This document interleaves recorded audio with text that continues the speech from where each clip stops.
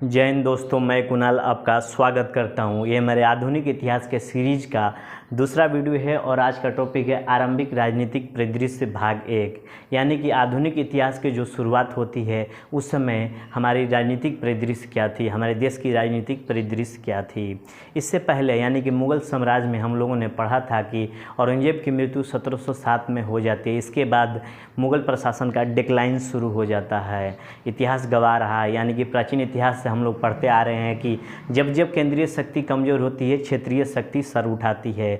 इस क्रम में आधुनिक इतिहास के दौर में हम लोग देखेंगे कि मुग़ल सत्ता कमज़ोर होती है, यानी केंद्रीय शक्ति कमज़ोर होती है तो क्षेत्रीय शक्ति अपना सर उठाती है और अपने आप को स्वतंत्र घोषित करती है। इस क्रम में अवध और बंगाल अपने आप को स्वतंत्र घोषित करते हैं। अगर दक्षिण में अपने इतिहास को शिफ्ट करें तो वहाँ हम देखेंगे कि मैसूर, हैदराबाद अपने आप को स्वतंत्र घोषित करने लगते हैं। इसके अलावा सिख और मराठा भी अपने आप को स्वतंत्र घोषित करते हैं और छिटपुट जाट, रुहेले और राजपूत साम्राज्य भी अपने आप को केंद्रीय शक्ति के नियंत्रण से मुक्त करने की शुरुआत करते हैं।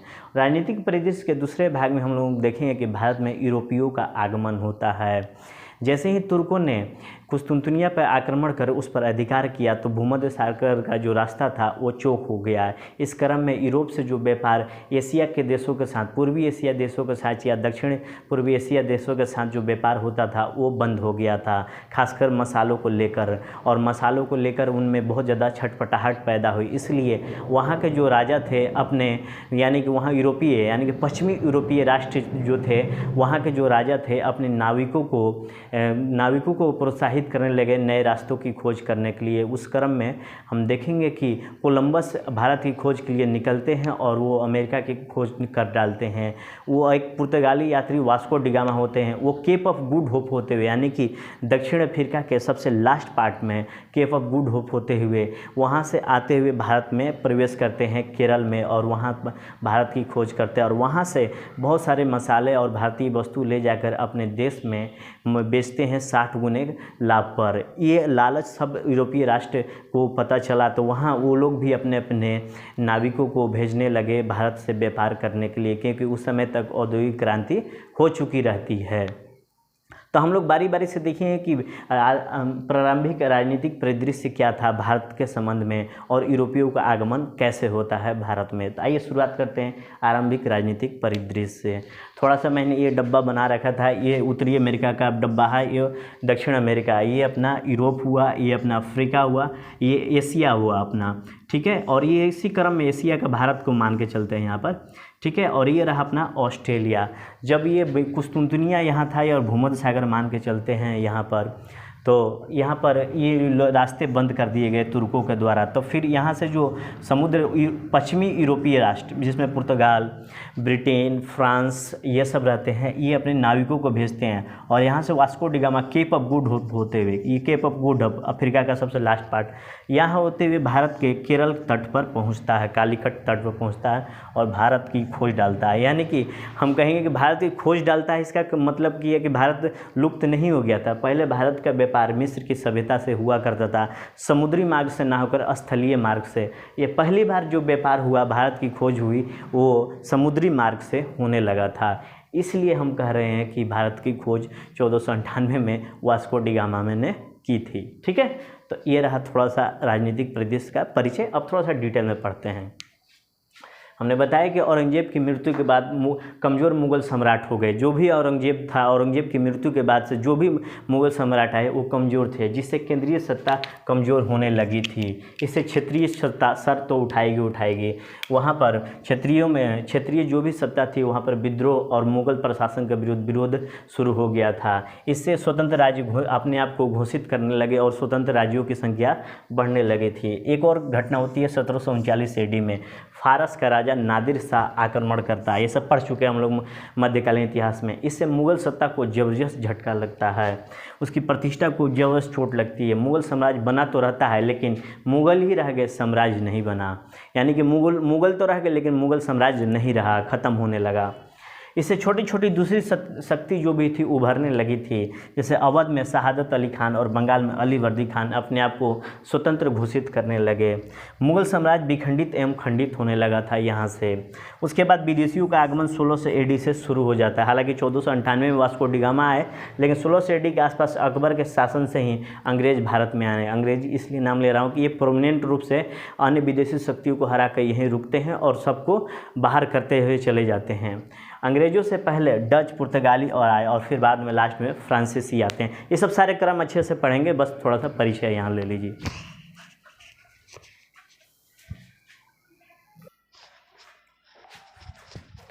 शुरुआत में अंग्रेज भारत में प्रवेश करते हैं व्यापारी के रूप में, लेकिन जैसे ही देखते हैं कि क्षेत्रीय शक्ति सर उठाने लगती है, स्वतंत्र होने लगती है, क्योंकि केंद्रीय शक्ति कमज़ोर होने लगती है, इन अंग्रेज़ों का संपर्क इन क्षेत्रीय शक्ति से होने लगता है। तो ये देखते हैं थोड़ी सी राजनीतिक परिदृश्य कैसी बनती है। शुरू में अंग्रेज व्यापार करने आए, फिर बाद में सत्ता कमज़ोर हुई, यानी केंद्रीय सत्ता कमज़ोर हुई, तो छोटे छोटे राज्य उभरे एवं स्वतंत्र होने लगे थे। तो स्वाभाविक रूप से अब अंग्रेज़ों का संपर्क इनसे होने लगा था। जो छोटे छोटे राज्य थे, इन छोटे छोटे राज्यों का अंग्रेजों से मुकाबला करना पड़ा। इन्हें ही हम कहते हैं राजनीतिक परिदृश्य। आइए देखते हैं इन छोटे छोटे सत्ताएं कौन कौन सी थी, छोटी छोटी सत्ताएं कौन थी। दक्षिण में नजर दौड़ाए थे हैदराबाद, और कर्नाटक में निजाम का शासन हुआ करता था। मैसूर में हैदर अली और टीपू सुल्तान का शासन हुआ करता था। और मराठा, ठीक है, जो महाराष्ट्र वाले पार्ट और दक्कन वाले पार्ट में देखेंगे। पंजाब और दिल्ली में सिखों का रहता है। रोहिलखंड यूपी में और वेस्ट बंगाल में वहाँ हम लोग अलग शासन देखेंगे। ये शक्तियाँ इतनी महत्वपूर्ण थी, ये जितनी छोटी छोटी शक्तियाँ, अंग्रेज़ों को इनसे टकराना था और अंग्रेज ने इनको धीरे धीरे पराजित किया एवं अंग्रेज़ों का सत्ता भारत में फैलता चला गया।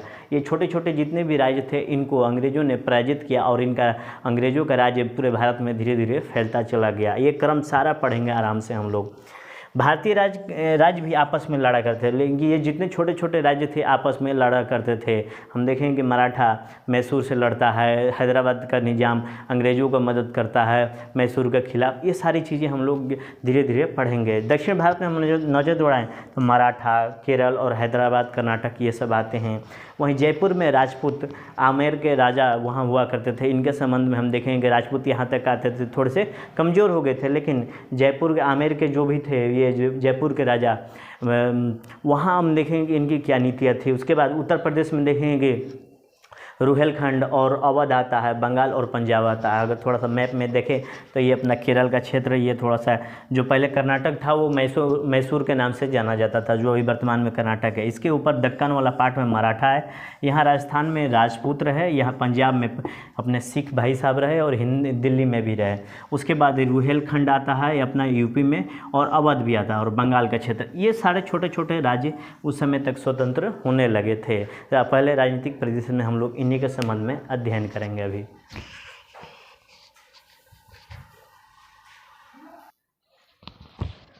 मुगल साम्राज्य में देखें तो मुगल साम्राज्य में दक्षिण पश्चिम, मुगल साम्राज्य में दक्षिण पश्चिम और दक्षिण पूर्व ये शामिल नहीं था, यानी कि दक्षिण पश्चिम ये वाला पार्ट और दक्षिण पूर्व शामिल नहीं था। इसके अलावा उत्तर पूर्व भारत मुगल साम्राज्य में नहीं, नॉर्थ ईस्ट वाला क्षेत्र मुगल साम्राज्य में शामिल नहीं था, मुगल साम्राज्य के अधीन नहीं था। इसलिए यहाँ की स्थिति कुछ अलग हमें दिखाई देगा। किंतु अधीन न होने के बावजूद राजनीतिक और राजस्व प्रणाली मुगल प्रशासन जैसी ही थी। जैसा मुगल साम्राज्य में राजनीतिक और राजस्व प्रणाली थी, वहाँ भी इन क्षेत्रों में इसी तरह की प्रणाली विकसित होती चली गई थी। यहाँ वैविध्य नहीं दिखाई देगा, यानी कि भिन्नता नहीं नजर आएगी। यहाँ के शासक उदार थे, जो भी नॉर्थ ईस्ट के रहे, दक्षिण पूर्व दक्षिण पश्चिम के शासक उदार थे। किंतु अगर उत्तर में जाए मुगल प्रशासन औरंगजेब को छोड़कर बाकी सभी धार्मिक सहिष्णुता को लेकर चलते हैं। मैसूर में टीपू सुल्तान और हैदर अली आते हैं, अभी थोड़ा सा अगले स्लाइड में पढ़ेंगे इनके बारे में। ये भले ही मुस्लिम शासक थे, परंतु प्रमाण है कि इनके दरबार में बहुत सारे हिंदू थे और इनको ऊंचे पद भी दिए हुए थे।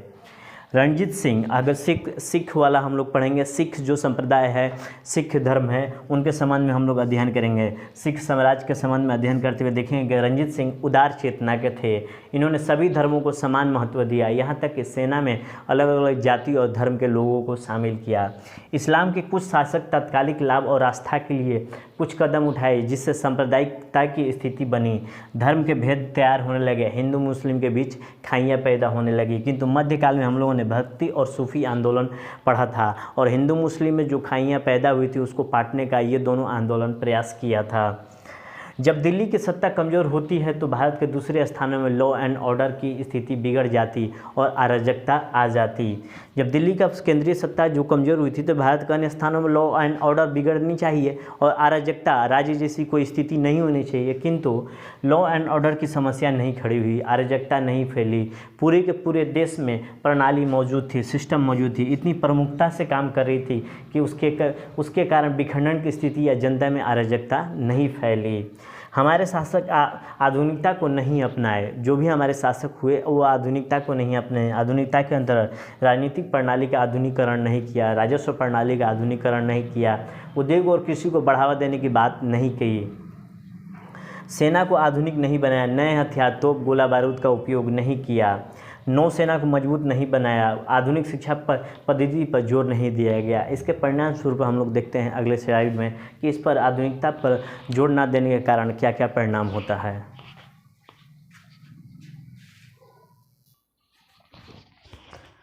भारतीय शासक आधुनिकीकरण पर फोकस नहीं किए। इसके नतीजतन के रूप में हम देखें तो जो ये शक्तिशाली थे यूरोपीय राष्ट्र, इनका मुकाबला आधुनिक शक्तियों से होना था। यानी कि नतीजतन क्या हुआ कि ये शक्तिशाली थे, जो अपने जो राष्ट्रीय भारतीय राज्य थे ये शक्तिशाली थे, परंतु इनका मुकाबला आधुनिक शक्तियों से हुआ तो ये पराजित होने के लिए अभिशप्त हो गए। जो भारतीय राजा थे वो आधुनिकीकरण पर फोकस नहीं किए, किंतु आधुनिक राजा शक्तिशाली थे, लेकिन इनका मुकाबला आधुनिक शक्तियों से था, इस वजह से ये हार गए। हारने के लिए ये अभिशप्त हो गए। भारतीय शासकों में परस्पर एकता नहीं थी।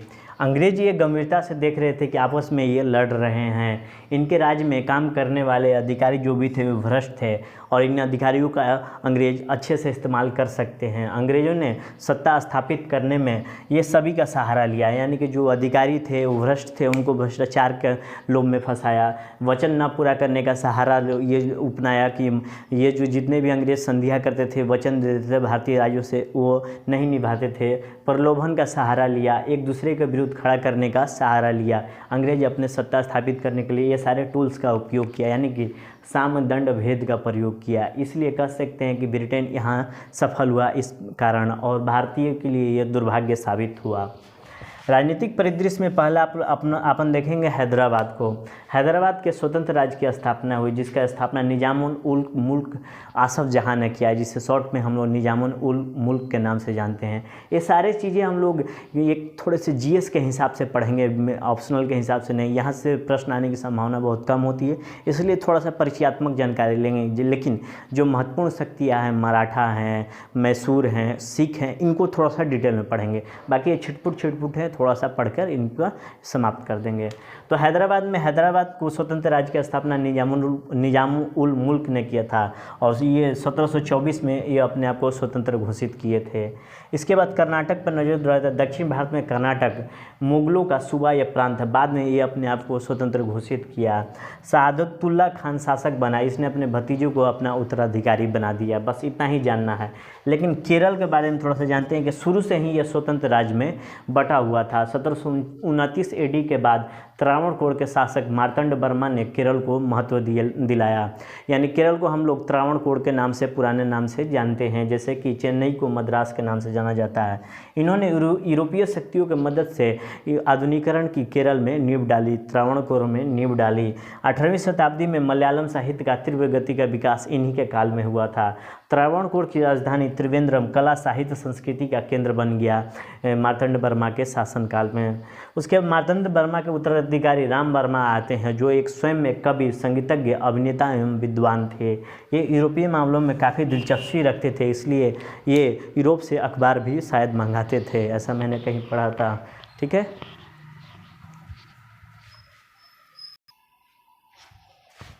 अकबर के बाद से ही राजपूत शक्ति का डिक्लाइन शुरू हो जाता है और आधुनिक भारत में आते आते कुछ राज्यों तक, कुछ जगहों तक ही सिमट कर ये रह जाते हैं। आइए देखते हैं राजपूत राज्य के बारे में। इनमें आपस में तालमेल नहीं बैठने के कारण ये इनकी में आपस में एकता नहीं होती थी।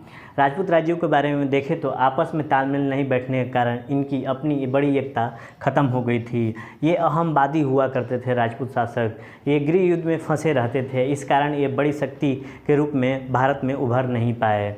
एक राजा के बारे में थोड़ा सा ध्यान करेंगे। जयपुर से सटा हुआ आमेर का किला है। आमेर के शासक सवाई जय सिंह होते हैं, जिनका समय का 1641 से लेकर 1743 के बीच में होता है। ये बहुत ही लोकप्रिय शासक थे, ये विद्वान थे, ये कानून निर्माता थे, एक समाज सुधारक भी थे और शादी ब्याह को सादे तरीके से करने के लिए ये जाने जाते हैं, क्योंकि शादी ब्याह में बहुत सारे खर्च होते थे, इस कारण से बेटियों को मार दिया जाता था। इस वजह से इन्होंने नियम लगाया कि शादी या सादे तरीके से होंगे।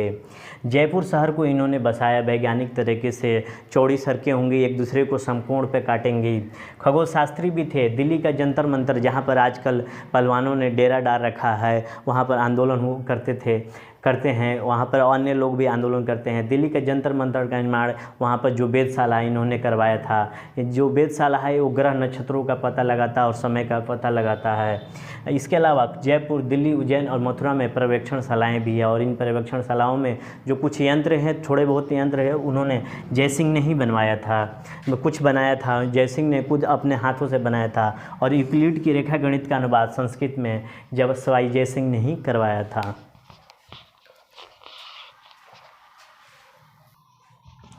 अगले अपने शासक आते हैं जाट शासक। ये खेती किया करते थे। ये दिल्ली, आगरा, मथुरा, हरियाणा और वेस्टर्न यूपी में इनका मुख्य स्थान था। ये कृषक थे। जाट शासन की स्थापना से चुरामन और बदन सिंह को जाता है, और जो कि इन दोनों ने मिलकर भरतपुर राज्य की स्थापना की थी। इनके प्रसिद्ध राजा सूरजमल थे, जिनका समय का 1756 से 63 AD के बीच में रहा है, और ये अलीगढ़ और मेरठ तक फैले हुए थे जाट शासक। उसके बाद आते हैं रुहेले।